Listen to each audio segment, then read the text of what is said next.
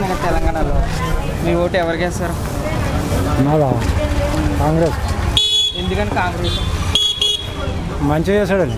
కాంగ్రెస్ నుంచి అంటే బీఆర్ఎస్ ఉన్నప్పుడు మంచిగా చేయలేదు. కొన్ని చేసిండు, కొన్ని బేకార్ చేసి కేసీఆర్.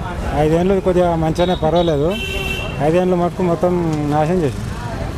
ఇప్పుడు బీఆర్ఎస్ ఉన్నప్పుడు బాగుందా, కాంగ్రెస్ ఉన్నప్పుడు బాగుందా? కాంగ్రెస్ ఫస్ట్ బాగాలేకుండా కాంగ్రెస్, ఇప్పుడు ఈయన బాగా చేస్తాడని రేవంత్ రెడ్డి గారు. అండ్ పథకాలు ఎట్లా అనిపిస్తున్నాయి? ఫ్రీ బస్ అన్నాడు. ఇంకా ఏ ఫ్రీ బస్ అయితే బేకారే. బేకార్ అని రైట్ బంద్ అది ఇస్తున్నాడు టైంకి. అది కూడా ఇవ్వలేదు, ఇస్తున్నాడు, ఏమి ఇస్తాడో తెలియదు. ఈయన ఇస్తే సక్సెస్ అయితే కాంగ్రెస్ కూడా, లేకుంటే మళ్ళీ బీజేపీకి వేస్తే ఇంకా. ఒకవేళ బీజేపీకి అయితే ఏం మార్పు వస్తుంది అనుకుంటున్నారు? మంచి చేయాలి, ఎవరైనా మంచి చేస్తే. అంటే బీజేపీ చూసుకుంటే మనకి ఇక్కడ లేదు కదా, సెంట్రల్లో ఉంది. ఇక్కడ కూడా రావాలి, సెంట్రల్ ఉంది కానీ అంతటా వస్తేనే మంచిగా ఉంటుంది. అదే ఒకసారి వస్తే బాగుంటుంది అట్లా. ఇప్పుడు తెలంగాణ ఎన్నడూ రాలేదు ఇక్కడ బీజేపీ, అది కూడా ఒకసారి వస్తే ఎట్లుంటుందో చూడాలి. అంటే ఇన్ని రోజులు రాలేదు, ఇప్పుడు వస్తే ఏం చేస్తుంది అనుకున్నారు బీజేపీ? ఏం చేస్తారంటే ఇంకా మంచి చేయడం ఉంటుంది కదా, ఎవరు మంచి చేస్తే వాళ్ళకి అలా.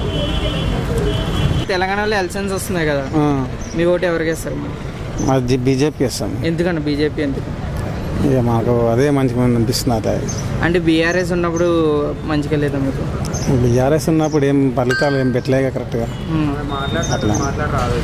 ఇప్పుడు కాంగ్రెస్ పరిపాలన బాగుందా, బీఆర్ఎస్ పరిపాలన బాగుందా? ఇప్పటికైతే ఇంతకుముందుకు కాంగ్రెస్ పరిపాలన ఏమంత బాగాలేదు ఇంతవరకు అయితే. తర్వాత చెప్పలేము కానీ ఇక ఇంతకుముందుకు అదే. ఫ్రీ బస్ దానిపై మీ అభిప్రాయం? అంతే సార్, ఏం లేదు. పథకాలు ఏ అన్నాడు కదా, ఇస్తున్నాడు రైట్ బంధు.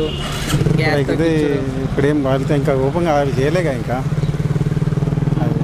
అంటే అన్నాడు కదా అధికారం లాగానే రైట్ బంధు అనేది 10 నెలల మీకు ఈ తారీఖు కల్లా పడిపోతుంది అది అని చెప్పి. ఇంకేం పర్లేదు. ఇంకేం పర్లేదు. కరెంట్ అయితే ఎట్లా ఉంటుంది? కరెంట్ పోతుంది, అప్పటిలాగా ఏముంటలే.